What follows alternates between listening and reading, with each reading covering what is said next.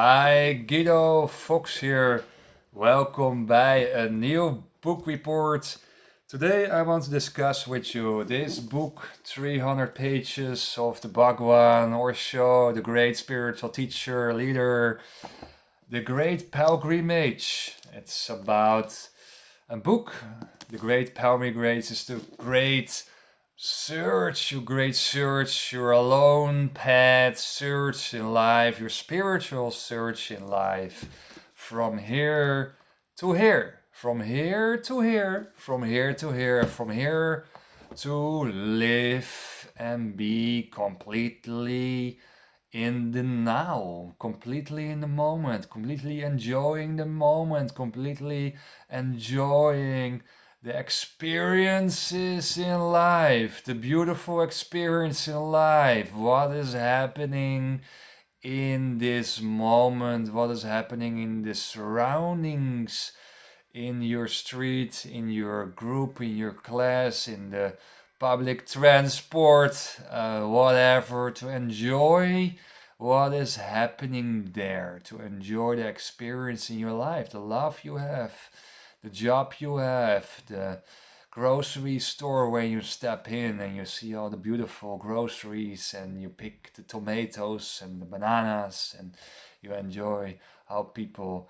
live and love their lives. So from here to here, an interesting path, right? An alone path, also the spiritual path, to go into yourself, to remove yourself out of the crowd, out of the society, out of the madness of the crowd, to come alone, to come in peace, to block yourself from the distractions of the matrix. First sex, then love. First sex, then love. If you cannot open yourself as a man or a woman for sexual streams, for sexual intimacy, love is not coming. Love is mostly coming after sexual events. So if you wait and wait and wait, you're probably blocked. I remember a story that someone came in my life and she said, yeah, I had a relationship with a man, but I'm virgin and I'm now 28 and I waited for half a year to have sex with him, and before the time he broke up with me. Of course he broke up with you because you didn't open yourself up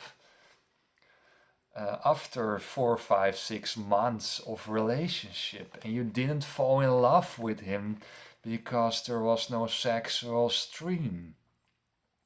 And you thought to yourself that you only want to give it to a special person, to a special guy in your life. So you tested and tested and tested the man, and the tests came from insecurity because you are afraid to open your legs. You are afraid to step in a relationship because maybe your penis is not working well.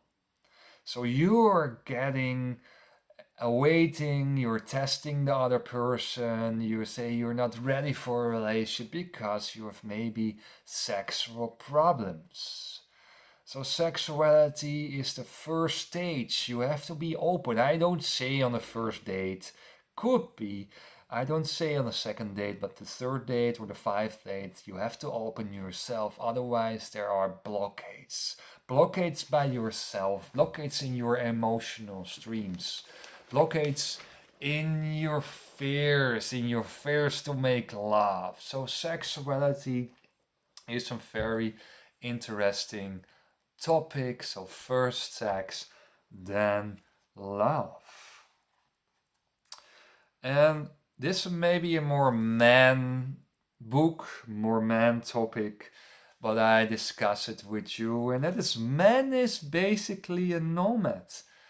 is not programmed to be settled. It's more programmed to hunt. Is more programmed to capture the animals. It's more programmed to have variety in its life, to spread his seeds, and have emotional connectors there, to have more emotional bondings of the mothers of the children.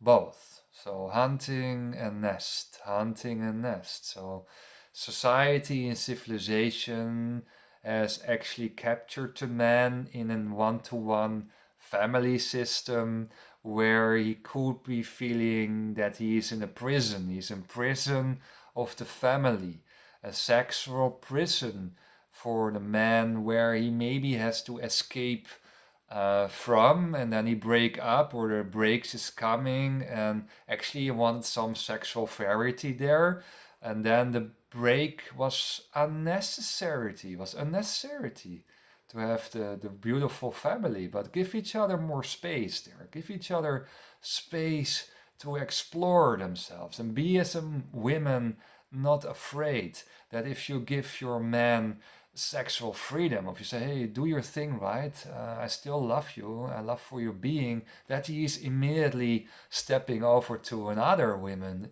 If he is weak, yes. If you have a strong guy, no, he's not falling in love with the one of the best other women where you have sex with, or have the one a quickie with. So other way around too, give your women also the freedom to explore further, further in her life.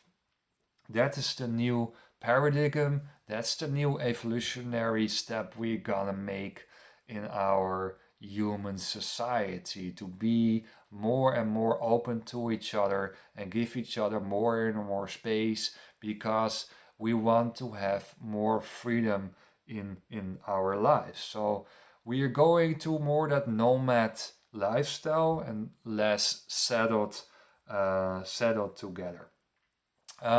Page 201. Many people are suffering from psychological cancer, and it is really, really true. Osho said here, so many people, I think in the Netherlands 1 million people are using antidepressiva, and you see there that so many people are suffering from psychological cancer. Mentally, we are in a deep and deep crisis. We are in such a deep crisis. We are absolutely unhappy with our lives. We are never so unhappy in the last centuries. Even in the jungle, or even in the 6th centuries, we are happy because we were so busy to survive. So we were constantly busy to survive. So we were doing and doing. We're even not had time to think about unhappiness. And we are now living in a time we have financial, and we have it good. If you're not financial, the government is paying for you. We have introduced boredom in our lives. Boredom in our lives, to read boring books, to do boring Netflix. So we introduced in the last centuries boredom in our lives, and we lying on our couches and doing nothing. Laziness, laziness, laziness is the disease, is the psychotically cancer of this century. And laziness and boredom are really new things if you look into the evolutionary mind and how we grew in the last ages, right? So we introduced leisure time, and what we're doing in our leisure time is really nothing. We're going from dinner to dinner, we eat and eat and eat. And maybe we do some walk somewhere, but it is absolutely boredom. What we introduce and the things we are doing is actually because we are bored. So therefore we go to the movie, to the cinema. Therefore we go to an attraction park, Walibi Flavor or something, because we are bored. And that is a substitute, and that is not good. To find useful, wonderful experiences, what is helping you further in your personal growth, in your attitude to really grow from it. So spend your leisure time wisely. That's actually what I want to say. Spend your leisure time wisely to really be back and flow and defeat the psychological cancer in your life. And what is happening is that that big group of people, of failure people, of people who are not mentally right, are dragging you down. Are dragging you down in your energy, right? The people in your surroundings who are constantly complaining to you are dragging you down in your energy. Say goodbye to them. But they're trying to drag you down in your consciousness, in your happiness level. You know some people in your surroundings who are quite toxic. Dump that people. Say goodbye to the people. Have the power to say goodbye to the people, because the big group of people are unhappy and they want that you come in that crowd of failures. Come by me because I'm unhappy and we can complain to each other. Come by me. Come by the big group of failure people, of the mob, of the nasty, angry, aggressive, bored mob. Come by me, come by me. They're doing that kind of movements, but stay out of there. Go with people who are successful, where you can drag up, where you can put it up, where you go learn from that people, right? So people who are higher than you in mentally or sport or whatever, where you can learn from it. Don't go with people who are actually lower than you. That's an interesting learning curve, personal development curve here.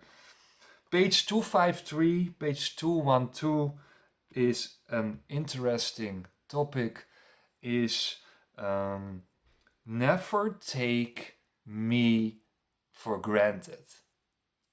Never let your girlfriend take you for granted. Never take your coach for granted. Always appreciate the persons who are next to you. Give fully energy to them. If they are close to you, enjoy them, enjoy your relatives. But really, really, really never take them for granted. Always think that is the last time that you can meet that person, that you can meet your girlfriend, or that you can meet your boyfriend, or that you can meet your father or your mother. It can be the last time on earth. If you really give to them, if you really give your love to them, or you really like them, your friends, never take your friends for granted. Oh, it's already a friend. I can use him now, and I don't give a fuck actually, right? If you don't give a fuck to your friends, say goodbye, right? Never take them for granted or say goodbye. If you don't like your friends anymore, don't give them false hope, right? Don't give them false hope. Be honest and say, hey, it was a nice friendship.